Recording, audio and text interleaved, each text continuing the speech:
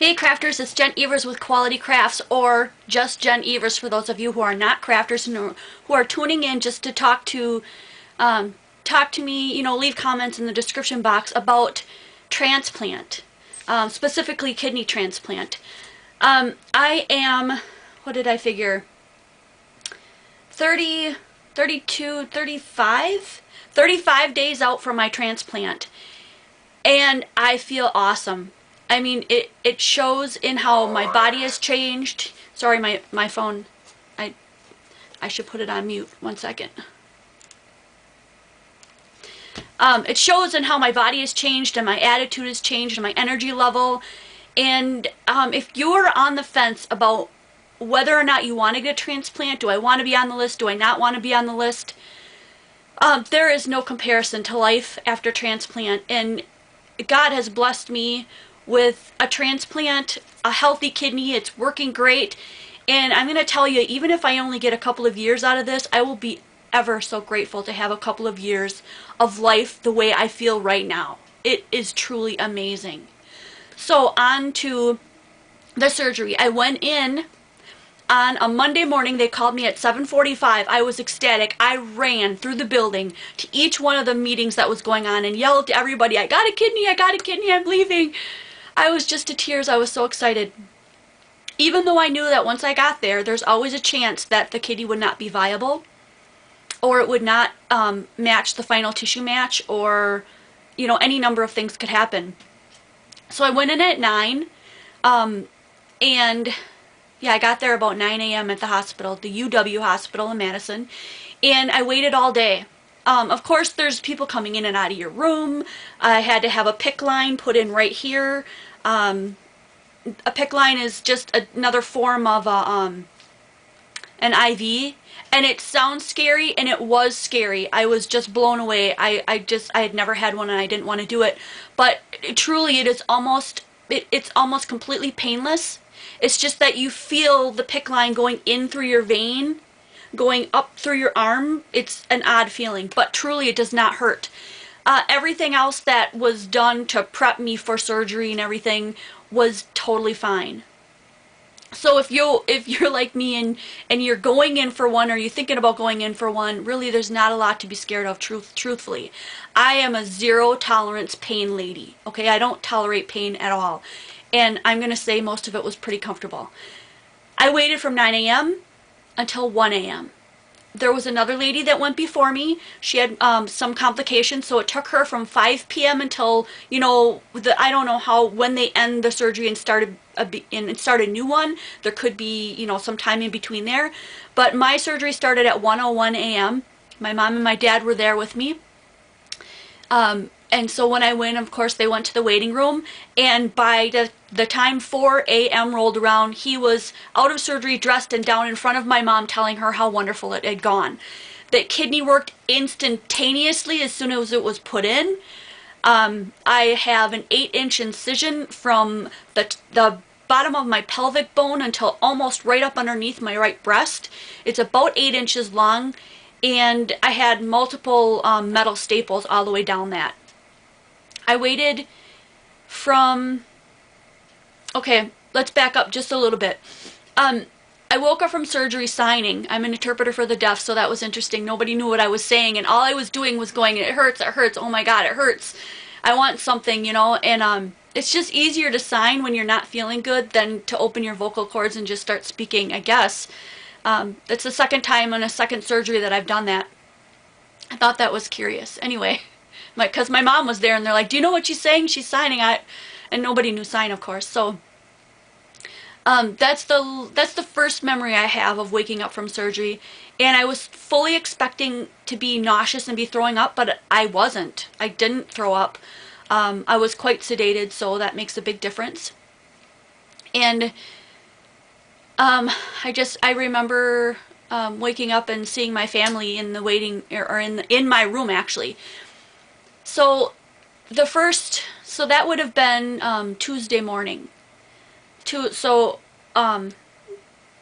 morning at 1 a.m. I went in. Then sometime Tuesday during the day, I remember seeing my family, of course. And then from Tuesday, Wednesday, Thursday, and Friday, so 4 days, I was in the hospital. Friday, the doctor came in and said, is there anything we can do to make you more comfortable? Is there anything you want? I said, I want out of here. I'm ready to go home. I'm tired of being stuck. I'm tired of the pain of people and the not sleeping and the people coming in and out. By far, this surgery was the worst for having to be stuck with needles and things, even though they said the PICC line would not. The PICC line would save me from being stuck. I woke up with pinpricks on this hand from where they had to go in. I woke up with another IV on this hand where they had to go in. And that was all good and fine, but then there were other injections, like this heparin injection they had to give me that supposedly resolves blood clots so that you don't have any of those kind of problems. That hurt. Those really hurt. And I had them put them in my side. I have some little skin fat rolls on the side. I had them put them there because they wanted to stick them in the back of my arm, and I thought, ooh, that's too sensitive. And then I was getting... some of the drugs cause diabetes, so my glucose was really high, so I was getting shots of why is that not coming to me? It'll come to me. Anyway, I can't think of it. Those shots did not hurt at all. They were completely pain-free. The heparin ones were the ones that were just driving me mad. And so I just told the doctor on Friday morning, Friday morning, early they come in. I said, I want out of here. Do whatever you have to do to get me home. And they're like, well, we really want to keep you till tomorrow. And I said, no, I want to get out of here. So they ended up running things really smoothly, really quickly. I got 2 pints of blood because I was very low at a hemoglobin of 7. By the time the blood went in, it was late afternoon. They checked it. I was at a 10. My surgeon was happy with that, and they took everything out, the PICC line and all this stuff, and I was good to go home. So the stay in the hospital was really, other than the fact that I was sedated and I was on morphine for quite a bit, was quite miserable. It was probably the worst surgery I've gone through. I was not a happy camper. I had almost wished that I hadn't gone through with it at that point. But then I got home, and I had about 2 or 3 days of dealing with the medications. My mom was a godsend. If she had not been there, my medications would have been messed up. My meal schedules would have been messed up. I would have laid around the house and done absolutely nothing. It would have, if not for her, I would not be this far today. Truly. Thank you, Mom. I love you so much. And I miss you. I wish you were still here.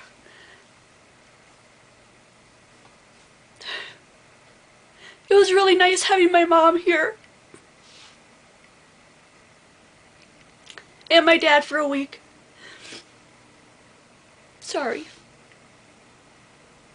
I don't stay here as much as I would like. So, anyway, the medications gave me some really bad eyesight, really blurry eyesight, and I couldn't even watch the big screen TV. I would just sit on the couch and like stare off. And my big thing is crafting and being on my computer, and I couldn't see any of that either.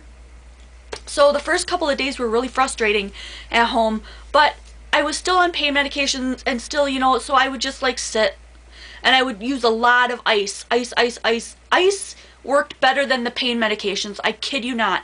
I just put ice on the incision and it would be like the pain would go away as long as I was sitting. So I had reprieve from pain like anytime I wanted it. It was wonderful. My mom stayed until, so that was the 14th. I got out on Valentine's Day. My mom stayed until March 6th, I think. March 4th, I got to see my surgeon, which was not long after, like, what, a couple of weeks? 3 weeks? I had all my staples taken out on March 4th. I had my stent removed.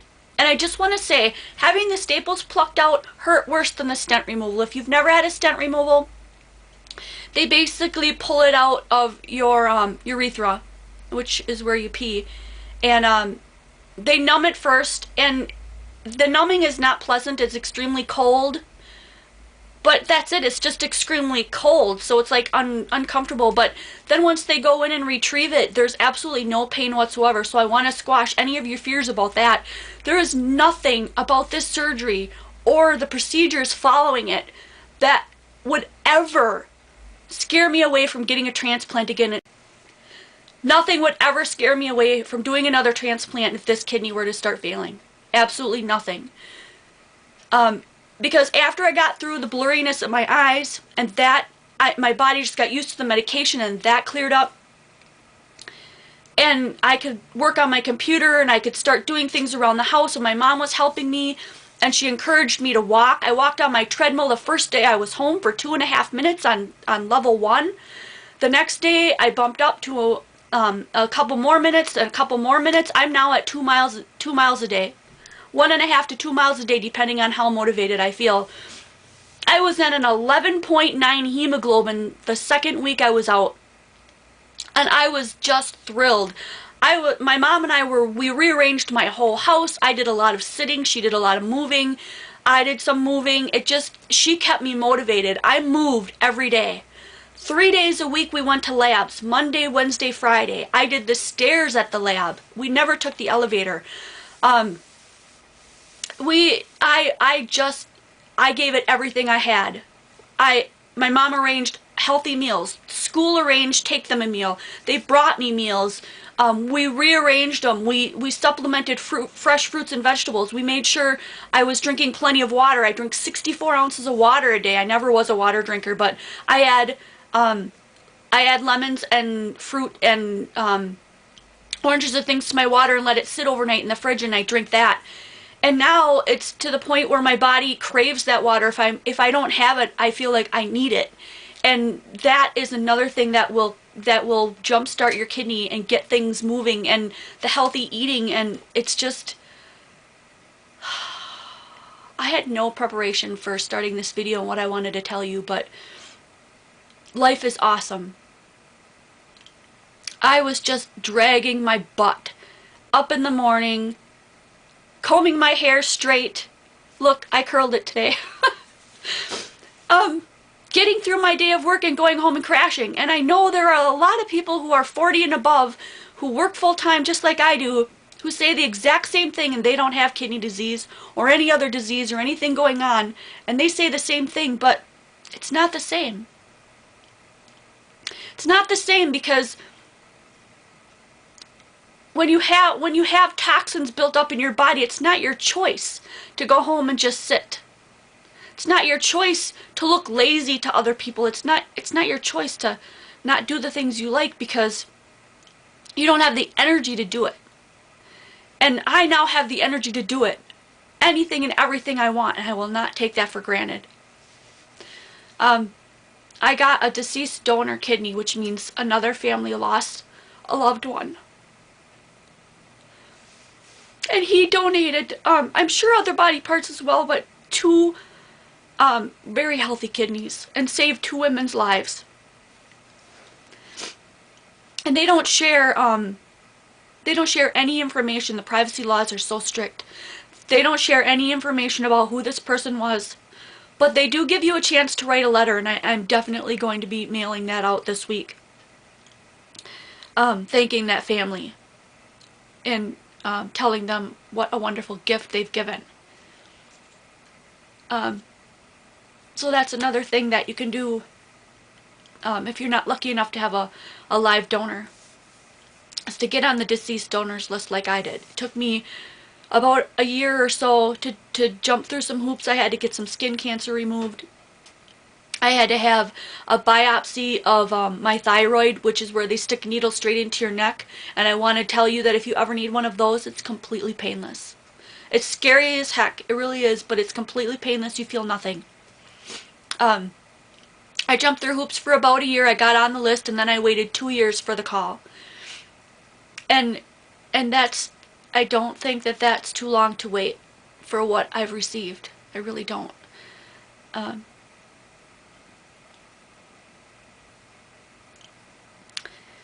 What else do I want to tell you? I didn't think I was going to cry. Well, I have a lot of pent-up emotions, apparently. It's an incredible thing. It's a not a once in a lifetime. I'm sure I'm going to need another one.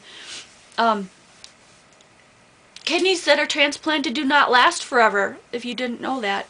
So there will be another one in my future, and I'll probably go this route unless another family member decides that they would like to be tested still, because that didn't go through before the call came. So I'm sure there's plenty other stuff I can tell you, but the description box is below.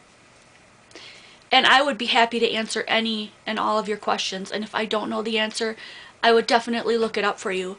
So if you're just watching this video because you know me in the crafty world, thank you so much for all your support. If you're tuning in because you wanted to know what it was all about, I hope I squashed some of your fears. I hope that my presence and my enthusiasm and my energy makes you realize that it's a good choice to be on the list and to get transplanted. And if you just came across my video by accident and I inspired you, or you think this video can inspire someone else, please share it. We need to share this information because there's not a lot of it out there. And we need to encourage those who have these chronic diseases to keep going and to fight for a better life, because I have a better life. So thank you. I love you.